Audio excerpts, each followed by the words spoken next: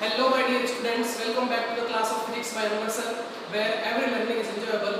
और आज class 12th physics electric charge and field का लास्ट लेक्चर, जिसमें हम पढ़ेंगे torque on a dipole in uniform electric field, यानी एक समान विद्युत क्षेत्र में द्विध्रुव पर बल आघूर्ण कितना होता है, ये हम जो है वो आज के लेक्चर में पढ़ेंगे। और ये हमारा जो है वो इलेक्ट्रिक चार्ज एंड फील्ड का लास्ट लेक्चर है, ठीक है।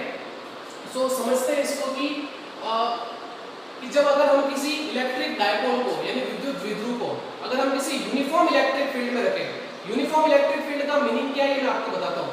यानी कि सभी जगह हर तरफ एक जैसा इलेक्ट्रिक फील्ड हो, यानी समांतर इलेक्ट्रिक फील्ड हो। और ये मैंने आपको जो है वो इलेक्ट्रिक फील्ड लाइंस की प्रॉपर्टी बताई थी, वहां पे मैंने आपको बताया था जो है वो यूनिफॉर्म इलेक्ट्रिक फील्ड को। सो ये मेरे पास में यूनिफॉर्म इलेक्ट्रिक फील्ड है।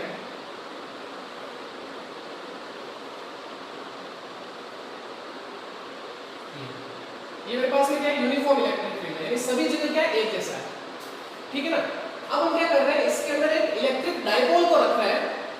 तो ये मैंने जो है वो इलेक्ट्रिक डायपोल कुछ इस तरीके से रख दिया,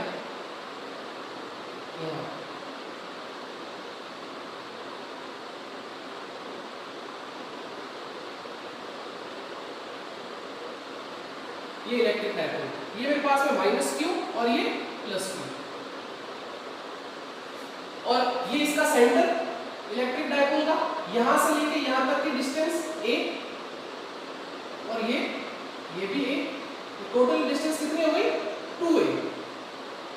ये हमने जो कल के लेक्चर में पढ़ा था इलेक्ट्रिक डायपोल की लेंथ के बारे में। सो ये इलेक्ट्रिक डायपोल जो है वो मैंने एक यूनिफॉर्म इलेक्ट्रिक फील्ड में रख दिया है। अब देखते हैं कि इस पे कितना बल आघूर्ण लगता है, यानी कितना टॉर्क लगता है। तो पहले तो ये समझते हैं कि टॉर्क क्यों लगता है। ध्यान से देखना, आपको पता है कि अगर कोई चार्ज किसी इलेक्ट्रिक फील्ड में आता है तो उस पे एक फोर्स लगता है, पढ़ा है ना हमने, E = F/Q। सो यहां से F = क्या हो जाएगा, QE, ठीक है। अगर पॉजिटिव होगा तो उस पे फोर्स किस तरफ लगेगा, in the direction of electric field, और अगर नेगेटिव चार्ज होगा तो क्या लगेगा, opposite to the direction of electric field, ठीक है ना। तो इस पे फोर्स लगेगा इस तरफ, यानी F = QE, और इसमें फोर्स क्या लगेगा, इलेक्ट्रिक फील्ड की डायरेक्शन के opposite.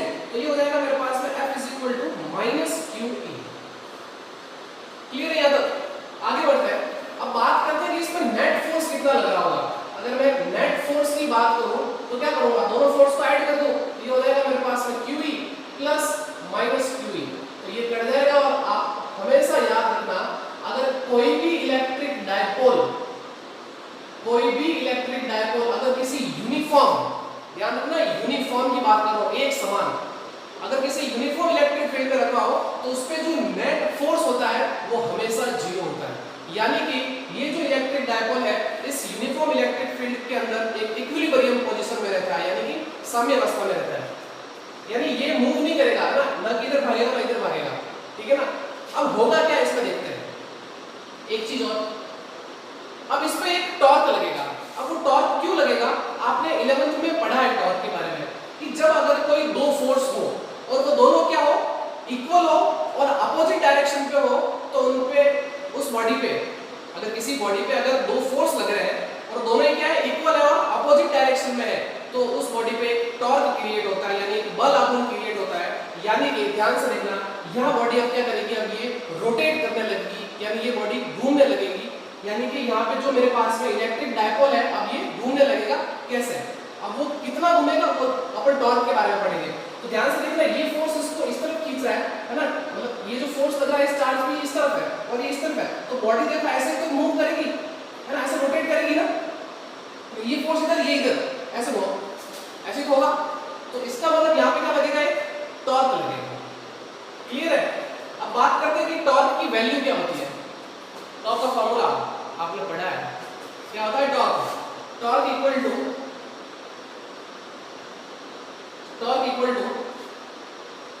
Force into perpendicular distance between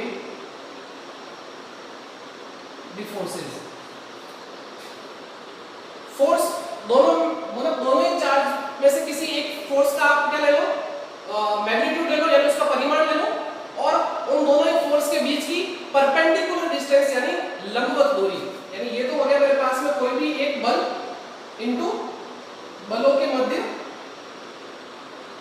लंबवत दूरी, बलों के मध्य लंबवत दूरी, ये तो होती है बल आघूर्ण की परिभाषा। ये चीज बता रहा था, क्लियर है? तो बल आघूर्ण आपको पता चल गया। ये कब होता है? जब दोनों ही फोर्स क्या हो, इक्वल हो और अपोजिट डायरेक्शन में हो। लेकिन एक और चीज, दोनों का जो लाइन ऑफ एक्शन है वो क्या हो, अलग अलग हो। एक चीज ये भी ध्यान रखना, ये मैं बताना भूल गया, दोनों फोर्स इक्वल हो, अपोजिट डायरेक्शन में हो और दोनों ही का line of action, line of action का मतलब क्या है कि दोनों अगर एक ही लाइन में नहीं हो, यानी देखो इस फोर्स की लाइन की बात करें तो ये इस तरफ है और अगर इस फोर्स की बात करें तो ये इस तरफ है। तो देखो मतलब कि इन दोनों का लाइन क्या अलग अलग है ना, एक ही लाइन में थोड़ी है। मतलब कि ये संरेखीय बल नहीं है, संरेखीय यानी एक ही लाइन में। अब ये दोनों फोर्स, तो दोनों फोर्स में से कोई भी एक फोर्स ले लो, उसका क्या मैग्नीट्यूड, ठीक है ना, और बलों के मध्य लंबवत दूरी। अब इन दोनों के बीच की लंबवत दूरी कौन सी होगी? यही तो होगी, ये होगी, यानी ये डिस्टेंस हमें चाहिए। तो फोर्स तो मिल जाएगा। अब बात करते हैं इस डिस्टेंस की, ये डिस्टेंस हमें कैसे मिलेगी? तो ध्यान से देखना, मान लो ये जो इलेक्ट्रिक डायपोल है, ये जो यूनिफॉर्म इलेक्ट्रिक फील्ड है इससे थीटा एंगल पे रखा है, क्लियर? और ये 90 डिग्री, बिकॉज़ परपेंडिकुलर डिस्टेंस की बात कर रहा है, ये 90। तो मैं क्या करता हूँ, यहाँ पे ए देता हूँ, ये बी पॉइंट और ये मेरे पास में सी पॉइंट। मुझे क्या चाहिए? बीसी लेंथ चाहिए, यानी ये डिस्टेंस मुझे चाहिए। तो देखिए in triangle ABC, in triangle ABC आपको पता है कि जहां थीटा होता है उसके सामने वाली लेंथ क्या होती है? परपेंडिकुलर यानी लंब होती है। तो यानी यहां पे लगाएंगे हम क्या? sin theta. So sin theta क्या हो जाएगा मेरे पास में? परपेंडिकुलर अपॉन हाइपोटेनस, यानी कि लंब बटे कर्ण। तो लंब इसमें मेरे पास में क्या है? BC, clear? और कर्ण यानी हाइपोटेनस 90 डिग्री के सामने वाली साइड, ये मेरे पास में क्या? AC, और AC मेरे पास में कितनी है? 2a, ये AC। So sin theta equal to BC upon 2a। So BC is equal to मेरे पास में हो जाएगा कितना? 2a sin theta. तो ये परपेंडिकुलर डिस्टेंस हमें मिल गई, यानी लंबवत दूरी क्या है मेरे पास में? यहाँ पे BC, ये मेरे पास। और टॉर्क, तो टॉर्क निकाल लेते हैं अपन, कितना होगा? फोर्स, फोर्स क्या? QE, यानी इनका मैग्नीट्यूड ले रहा हूं, ठीक है ना, QE। परपेंडिकुलर डिस्टेंस मेरे पास में क्या है? 2a sin theta. सो ये मेरे पास में 2a sin थीटा।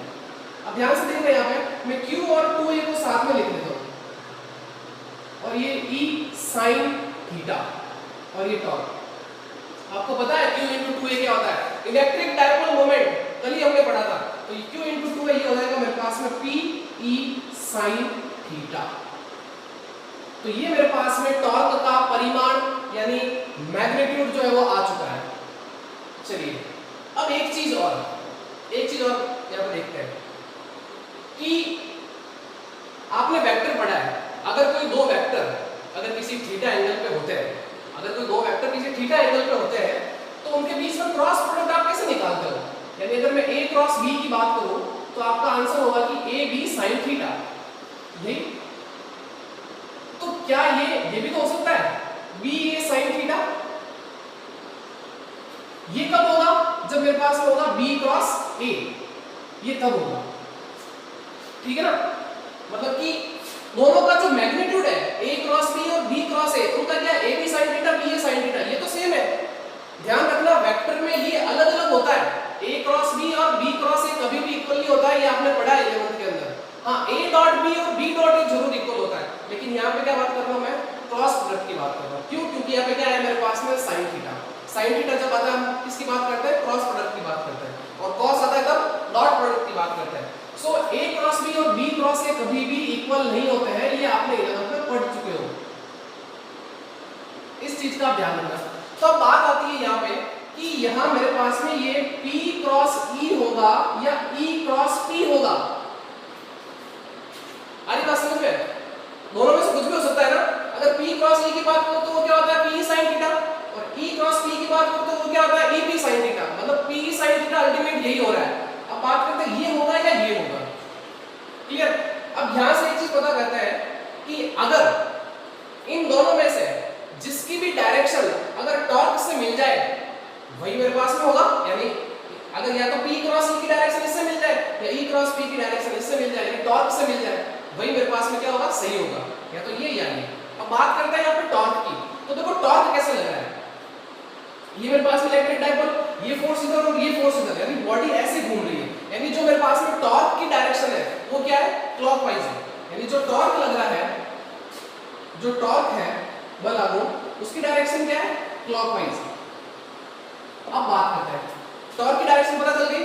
अगर अब P क्रॉस E और E क्रॉस P में से दोनों में से अगर जिसकी भी डायरेक्शन क्लॉकवाइज होगी वही मेरे पास में क्या होगी, टॉर्क की डायरेक्शन होगी, सेम है ना।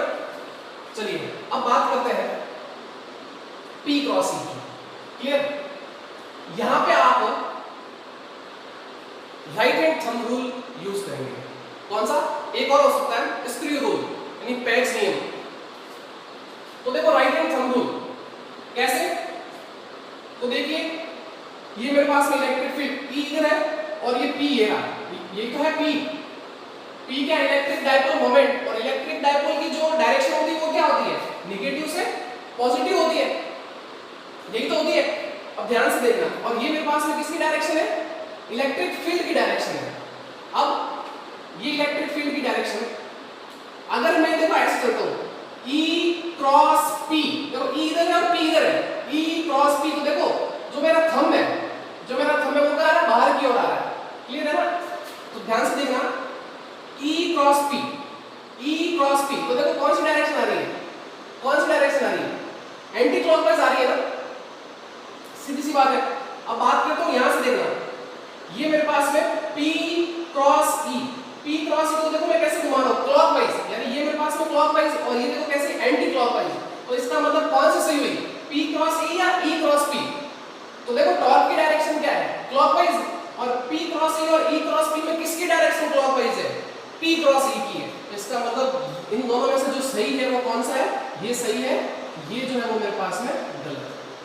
तो यहां से ये पता चला कि जो टॉर्क है वो है मेरे पास में, टॉर्क भी क्या होगी, वेक्टर क्वांटिटी होगी। So torque is equal to P cross E, यही होगा, ठीक है ना, क्लियर। इस तरीके से आप जो वो स्क्रू रूल भी लगा सकते हो। मान लो यहाँ पे मैंने स्क्रू लगा ये, ठीक है ना, अब इसको घुमाओ, तो अगर इस तरफ घुमा रहे इसका मतलब क्या है, P क्रॉस E, और अगर इसको ऐसे घुमाओगे उल्टा तो क्या हो जाएगा, E क्रॉस P। सारी बात समझ में, तो दोनों में से किसकी डायरेक्शन मैच हो रही है, टॉर्क से, P क्रॉस E। तो यही मेरे पास है, क्लियर। सो ये हो गया मेरे पास में टॉर्क का वेक्टर फार्मूला, और ये क्या है इसका मैग्नीट्यूड। तो आई होप यहाँ तक समझ में आ गया होगा। तो फटाफट इस चीज को नोट करिए, फिर हम जो है इसके कुछ केस पढ़ते हैं कि मान लो अगर इस डाइपोल को अगर इलेक्ट्रिक फील्ड की जो है अलोंग ही रख दिया जाए, ठीक है, मतलब दोनों के बीच का जो एंगल है, अच्छा यहाँ पे थीटा क्या है, इलेक्ट्रिक फील्ड और इलेक्ट्रिक डाइपोल मोमेंट के बीच का एंगल, थीटा क्या है, angle between electric dipole and electric field, clear. तो फटाफट इसको नोट करिए, फिर हम जो है इसके केस पढ़ते हैं कि थीटा चेंज होने में क्या क्या वेरिएशन होता है ना, कब ये जो है स्टेबल कंडीशन होती है, कब अनस्टेबल इक्विलिब्रियम होता है, ठीक है ना, साम्य अवस्था वगैरह। तो ये नोट करिए, फिर आगे बढ़ते हैं। तो आगे बढ़ते हैं, अब हम देखते हैं कि इलेक्ट्रिक डाइपोल पे जो टॉर्क लगा है उसकी यूनिट क्या होती है। तो सीधी सी बात है, अगर हम बात करें कि यहाँ से P क्या है, इलेक्ट्रिक डाइपोल मोमेंट, इसकी यूनिट क्या होती है, इसकी यूनिट होती है कूलम इनटू मीटर, और इलेक्ट्रिक फील्ड की डायरेक्ट जो है वो उसकी यूनिट क्या होती है, न्यूटन पर कूलम। सो कूलम से कूलम कट जाएगा, सो जो यूनिट निकल के आती है ये आपकी टॉर्क की वो होती है क्या, न्यूटन इनटू मीटर, ये याद रखना, क्लियर है यहाँ तक। चलिए अब आगे बढ़ते हैं। अब हम जो है वो कुछ केस ले लेते हैं, यहाँ पे कुछ स्पेशल केस ले लेते हैं। देखिए व्हेन, यानी जब थीटा इक्वल टू 0, देन तब क्या होगा, टॉर्क देखते हैं। So torque is equal to PE sin 0, और sin 0 कितना होता है, 0 होता है। सो आपके पास में टॉर्क कितना आ गया, 0। इस कंडीशन को हम बोलते हैं स्टेबल इक्विलिब्रियम, स्टेबल इक्विलिब्रियम, यानी कि स्थायी साम्यावस्था, स्थायी साम्यावस्था। अभी समझाऊंगा, देखो ये क्या है स्थायी साम्यावस्था, आपको समझ में आएगा, बिल्कुल समझ में आएगा, ठीक है ना। Now case second, when theta is equal to 180,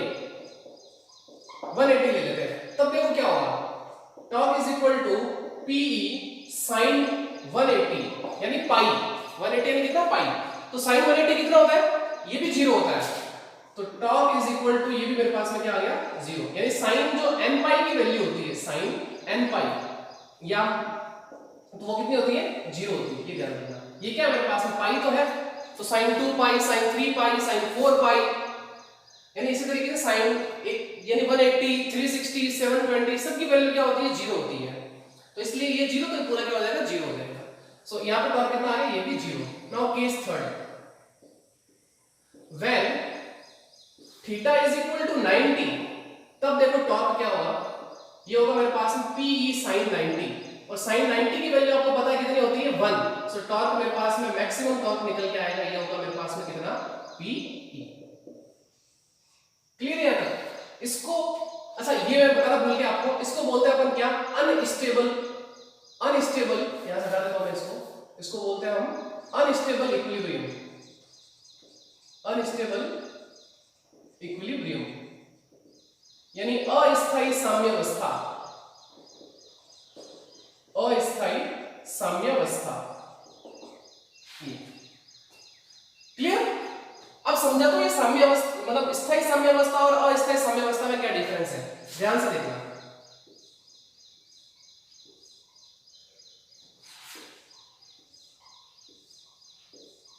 ये मेरे पास में यूनिफॉर्म इलेक्ट्रिक फील्ड, ठीक है। अब देखो थीटा कितना है 0 है ना, थीटा 0, तो इसका मतलब इलेक्ट्रिक डायपोल और इलेक्ट्रिक फील्ड के बीच में एंगल कितना है, इलेक्ट्रिक डायपोल मोमेंट और इलेक्ट्रिक फील्ड के बीच में एंगल 0, तो यानी कहने का मतलब है कि जो इलेक्ट्रिक डायपोल कुछ रखा होगा वो इसी तरीके से रखा होगा, ये माइनस क्यू, ये प्लस क्यू, तो देखो यही तो डायरेक्शन है मेरे पास में इलेक्ट्रिक डायपोल मोमेंट की, यानी P भी इधर और E भी इधर, यानी दोनों की डायरेक्शन क्या होगी सेम, तो इसका मतलब एंगल कितना 0। क्लियर? अब देखो स्थायी साम्यावस्था यानी स्टेबल इक्विलिब्रियम का मतलब ये होता है कि अगर आप किसी ऑब्जेक्ट को उसकी ओरिजिनल पोजीशन से, उसकी ओरिजिनल पोजीशन से अगर थोड़ा सा उसको हिलाते हो या थोड़ा सा उसमें डिस्प्लेसमेंट, ठीक है ना, अगर देते हो और अगर वो वापस क्या हो उसी पोजीशन में आ जाए, उसको हम बोलते हैं क्या, स्थायी साम्यावस्था यानी स्टेबल इक्विलिब्रियम। क्लियर? तो यहां पे देखो, अगर मान लो मैंने इस इलेक्ट्रिक डायपोल को थोड़ा सा ऐसे घुमाया इधर, तो देखो क्या होगा, यहां माइनस क्यू आ जाएगा और यहां प्लस क्यू। अब ध्यान से देखना क्या होगा, इस तरफ फोर्स लगेगा और इस तरफ फोर्स लगेगा, तो ये वापस क्या होगा, देखो ये फोर्स इधर, ये फोर्स इधर, यानी ये वापस इधर आ जाएगा, आएगा ना। यानी मैंने क्या किया, इसको हल्का सा थोड़ा सा स्प्लिट किया, थोड़ा सा इसको हिलाया, ठीक है, थोड़ा सा डिस्प्लेस किया, यानी वापस क्या हुआ, ये इसी पोजीशन में आ गया। क्यों? क्योंकि इस तरफ फोर्स लग रहा था और इस तरफ भी फोर्स लग रहा था, तो यहां पे क्या हुआ, एक टॉर्क बना और वापस क्या हुआ, वो उसी पोजीशन पर आ गया। इसी को हम बोलते हैं क्या, स्टेबल इक्विलिब्रियम। क्लियर? अब अनस्टेबल यानी जब एंगल कितना है 180 डिग्री है, तब देखो क्या, तो देखो ये मेरे पास में डायपोल रखा है, ये प्लस क्यू और ये माइनस क्यू, देख लो ना। अब देखो इलेक्ट्रिक डायपोल मोमेंट की डायरेक्शन क्या है, नेगेटिव से पॉजिटिव। अब देखो इलेक्ट्रिक फील्ड की डायरेक्शन उधर, इलेक्ट्रिक डायपोल की डायरेक्शन इधर, तो दोनों के बीच में एंगल कितना होगा, देखो 180। इलेक्ट्रिक फील्ड इधर, इलेक्ट्रिक डायपोल इधर, एंगल कितना इनके बीच में 180। क्लियर? अब अनस्टेबल में क्या होता है कि जब अगर हम उसको थोड़ा सा डिस्प्लेस करें उसके ओरिजिनल पोजीशन पे, तो सीधी सी बात है कि वापस वो अपनी पोजीशन पे नहीं आना चाहेगा, उसी को हम क्या बोलते हैं, अस्थायी साम्यावस्था यानी अनस्टेबल इक्विलिब्रियम। अब ध्यान से देखना, अगर मैं इसको थोड़ा सा ऐसा डिस्प्लेस करता हूं इसकी ओरिजिनल पोजीशन से, यानी यहां माइनस क्यू और यहां प्लस क्यू, अब देखो क्या होगा, इस प्लस पे फोर्स लगेगा किधर, जिधर इधर, मतलब जिधर आपके पास में क्या इलेक्ट्रिक फील्ड है, क्योंकि पॉजिटिव चार्ज पे जो फोर्स लगता है जब अगर वो किसी इलेक्ट्रिक फील्ड में होता है तो इन the direction of electric field, और जो नेगेटिव चार्ज होता है उस पे कहां फोर्स लगता है, opposite direction to the electric field, तो इस पे फोर्स लगेगा इस तरफ ये, और इस पे फोर्स लगेगा इस तरफ। अब देख लो आप, यानी ये बॉडी ऐसे घूम के इधर आ जाएगी, आएगी नहीं आएगी, है ना, तो ये इधर आ जाएगा, अब इधर आ जाएगा। तो देखो पहले पोजीशन क्या थी, प्लस इधर था, माइनस इधर था, अब क्या होगा, माइनस इधर आ गया, प्लस उधर हो जाएगा। तो यही मेरे पास में क्या है, अनस्टेबल इक्विलिब्रियम, यानी इसने क्या किया, अपनी पोजीशन चेंज कर दी, बट इस केस में क्या हो रहा था, वापस वही पोजीशन हो गई थी। अगर आप चाहे इसको थोड़ा सा इस तरफ लेके आ जाओ, अगर आप इसको इस तरफ लेके आओगे तो देखो पॉजिटिव इधर आएगा तो फोर्स इस तरफ, नेगेटिव आएगा तो इस तरफ फोर्स, तो यानी देखो फिर ये क्या होगा वापस इस डायरेक्शन में बढ़ जाएगा। आ रही बात समझ में? यानी आपने क्या किया, इसको ऐसे घुमाया थोड़ा सा, वापस क्या हुआ, ये इस पे टॉर्क लगेगा इस तरफ, मतलब इस तरफ फोर्स लगेगा और इस तरफ फोर्स लगेगा, तो कैसे घूमेगी बॉडी, ऐसे तो घूमेगी। इस तरीके से इसमें भी अगर आप इसको थोड़ा सा नीचे की और अगर आप इसको स्प्लिट करोगे, अगर डिस्प्लेस करोगे तो फोर्स लगेगा इस तरफ और इस पे फोर्स लगेगा इस तरफ, यानी बॉडी क्या होगी वापस ऐसे। आ रही बात समझ में? तो यही है स्टेबल और अनस्टेबल इक्विलिब्रियम स्टेट, ठीक है ना। इसको बोलते हैं क्या, स्टेबल इक्विलिब्रियम स्टेट, और इसको बोलते हैं क्या, अनस्टेबल इक्विलिब्रियम स्टेट। तो ये हमारा लास्ट टॉपिक था इलेक्ट्रिक चार्जिंग फील्ड का। तो फर्स्ट चैप्टर जो है वो हमारा आज कंप्लीट हो चुका है। नेक्स्ट चैप्टर में पढ़ेंगे Gauss law and its application. तो आज के लेक्चर में बस इतना ही। तो इस तरीके से वीडियोस को ज्यादा से लाइक करिए, चैनल को सब्सक्राइब करिए और शेयर करिए। मिलते हैं नेक्स्ट वीडियो में, तब तक थैंक यू, बाय बाय।